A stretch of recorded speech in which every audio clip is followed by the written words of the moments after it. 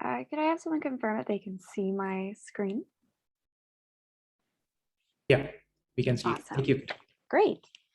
So to start out, I think it might be helpful to situate my project and why I'm interested in it. So I recently started researching feminist philosophy, and in particular, the philosophy of accounts of misgendering.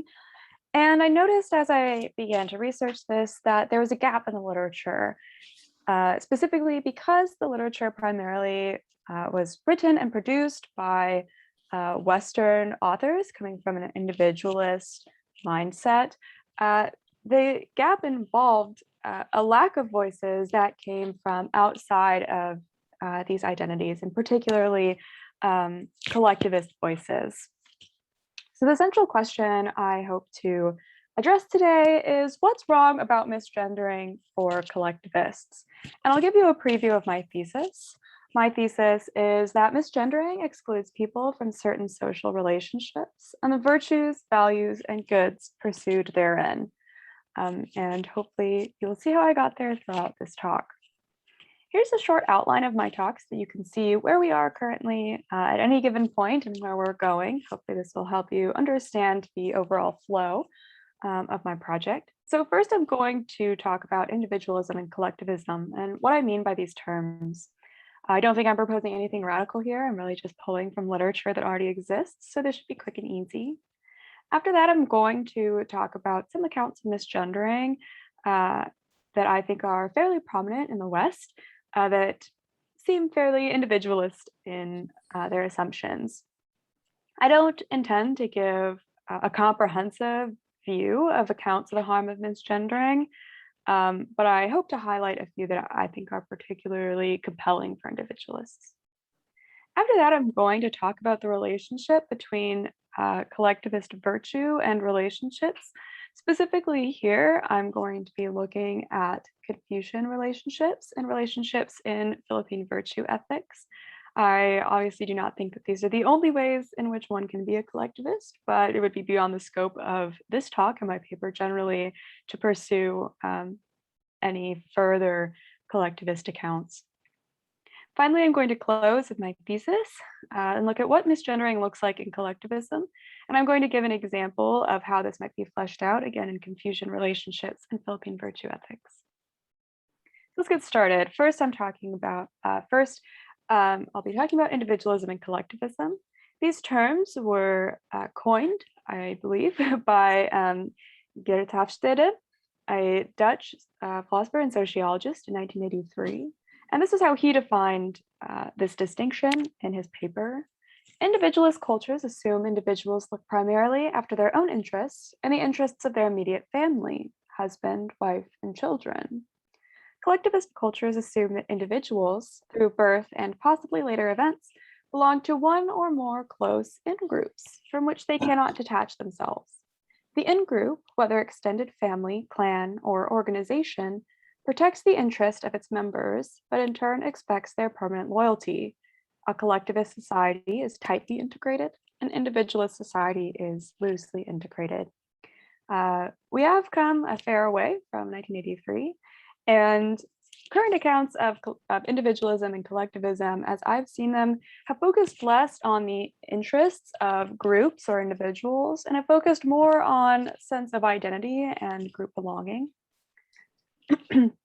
Sorry. In particular, I think that Brewer and Chen put forward or define the distinction between individualism and collectivism in a very clear and straightforward way that I think really puts its finger on what this distinction is. So they define this distinction in terms of the loci of identity, agency, and obligation. So the locus of identity for individualists is individual uniqueness, core essence, and consistency. Last minute. I'm sorry, I believe that someone's mic is on. Yeah. Oh, is there a question? You may now proceed, Kate. Oh, thank you. Sorry about that. The locus of agency is belief in individual agency, responsibility, and basis of achievement. The locus of obligation is self-interest as primary and seeking for self-actualization, freedom, and independence. By contrast, for collectivists, the locus of identity is social identification. The group will define the self, and the group's outcomes will be considered the individual's outcomes. Locus of agency is groups as agents. Achievement will be dependent on collective interdependence. And the locus of obligation will be obligation to group welfare, duty, and conformity to group norms. Something that might be worth noting is that one benefit of collectivism that's often discussed is social stability, and conformity to group norms and obligation to group welfare will help maintain that stability over time. So how do those in the Western world talk about the harm of misgendering? I'm going to look at three primary ways in which this argument is made. First, I'm going to talk about violation of autonomy. So here I'm pulling from Quill Kukla and Mark Lance. This paper is currently under review. And they claim that one implication of our fundamental right to autonomy is that we have the right to determine our identity.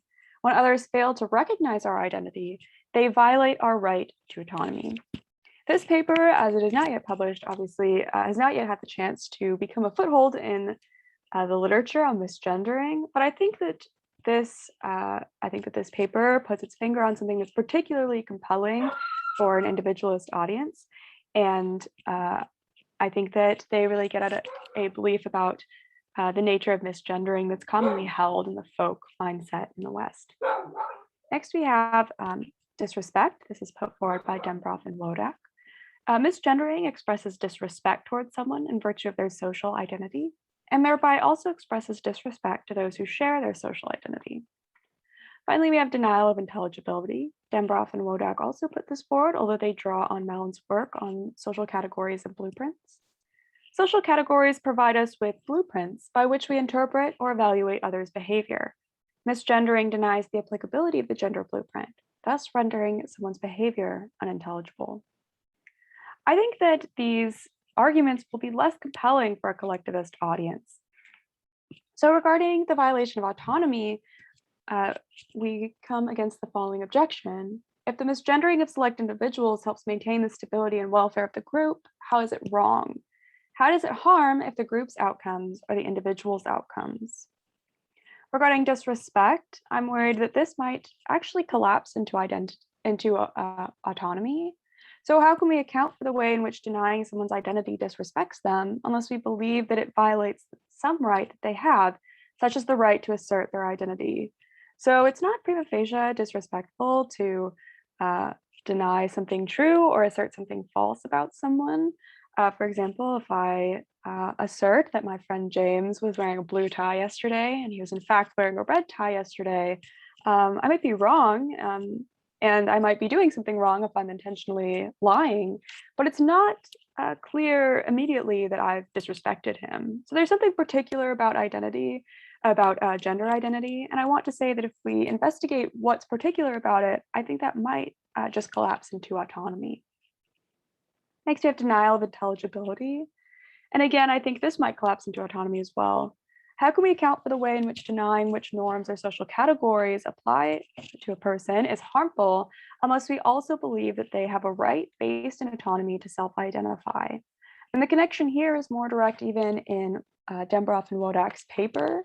When they talk about the desirability of applying the correct blueprints or social categories, they say, in general, there are a range of blueprints that could apply to our actions and choices.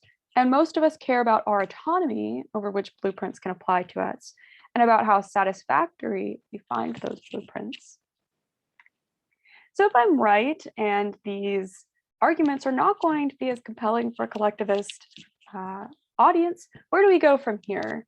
We have, as I see it, two options. The first is to defend autonomy. So if we can find a fundamental right that holds for collectivism and individualism, and if we can derive the right to autonomy from that fundamental right, then it seems like autonomy-based arguments for the harm of misgendering can be salvaged. Our work is done, this would be quite simple. Alternately, we can build another foundation. So if we can build an argument for the harm of misgendering without relying on autonomy or autonomy-based rights, then we can develop a supplementary account for collectivists. I think that both of these methods are valuable, and at least on face value, they're valid. But today I'm going to argue that we can build another foundation, and I think this is true for two reasons. The first is that I'm not sure that autonomy will be the only problem in these previous accounts of misgendering for collectivists. I think they might have other suspicions, although I don't have time to get into those today. Secondly, I think that it would just be more compelling for those who come from a collectivist background to see an argument that argues from the values that they already hold, rather than arguing that they should take on values that might be traditionally considered more Western. In that way, building another foundation might require a lighter philosophical commitment.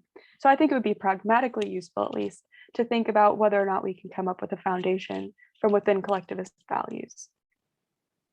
And again, I want to repeat my suggestion that misgendering excludes people from certain social relationships and the virtues, values, and goods pursued therein. So you can note that I'm drawing a clear connection between virtue and social relationships. So in this next section, I'm going to go into why I think that is by looking specifically at Confucianism and Philippine virtue ethics. So this will be a very broad overview of Confucian relationships. I don't really have much time to get into details, but generally in Confucian relationships, virtue, this sort of overall capital V virtue, day, is sought through relationships in which propriety or li plays a normative role unique to the relationship type. In particular, we can see what is considered the most important of the 5 foundational relationships, the father-son relation, which aims at humaneness, sometimes translated human-heartedness or ren. And this will be dictated by propriety or li, and a specific li will apply then to the father and to the son as they aim for humaneness together. One thing to note here is that traditionally Confucian relationships are coded in a very masculine way, so that the relation, rather than being parent-child, is father-son. So we might ask at this point, what would be the way to make Confucian relations more egalitarian? Typically, this is done by applying a broad category so that father-son becomes parent-child. And I think that might be ideal depending on your views of the importance of gender in social relationships. But I think that it denies the very real fact that we live with, which is that gender plays a large role in our social position and in our position in the social hierarchy generally. And as Confucianism requires that we respond to social hierarchy in very specific ways, I think that it is reasonable to expect that these Confucian relationships can become more fine-grained. So even though we might have an overarching category such as parent-child, it seems reasonable that this might be fleshed out further into father-son, father-daughter, mother-son, mother-daughter relationships, and so on. And I'll come back to the importance of this when I finish my talk. Next, I'm going to talk about Philippine relational virtue ethics. Obviously, I don't mean to imply that this is the only Philippine ethics. Specifically, I'm only looking at Jeremiah Reyes's work. The Philippines is obviously a very complex blend of lots of subcultures. But in Jeremiah Reyes's work, he talks about this idea of ideal relational harmony as a goal of relations.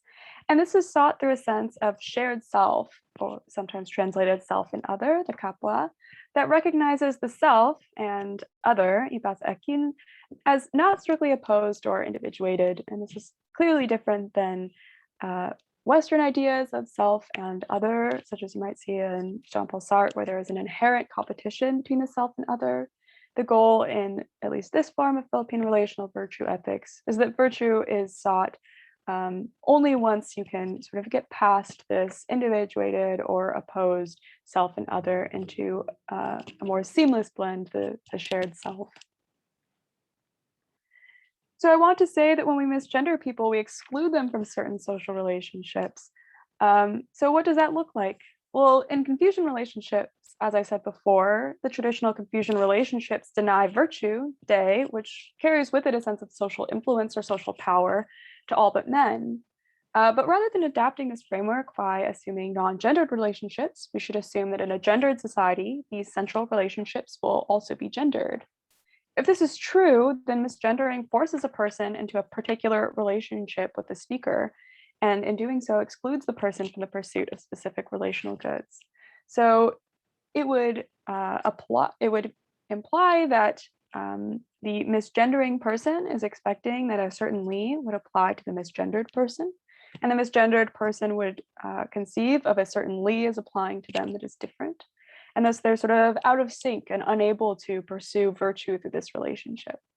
You might notice here that actually this would imply that misgendering harms both the misgendering speaker and the misgendered speaker, or the misgendered person, because they're both excluded from pursuing virtue in this specific relationship.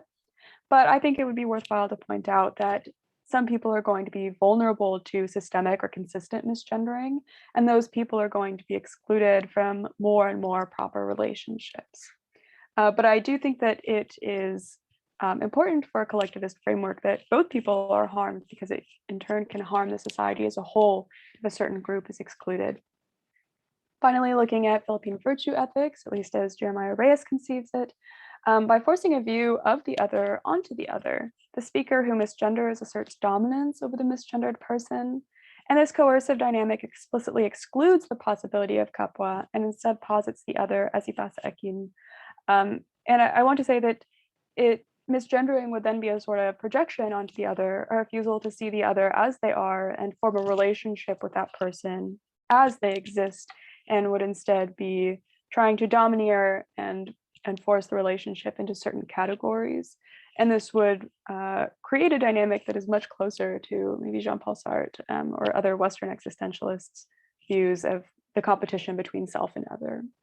A consistently misgendered person will be cut off from kapwa with more and more people, and will thus potentially be isolated from their community and the moral goods otherwise attainable therein. So this is just a nod to what I think misgendering might look like in a collectivist framework. And I really appreciate the time that you've given me to present this, and I look forward to hearing your feedback. Thank you so much.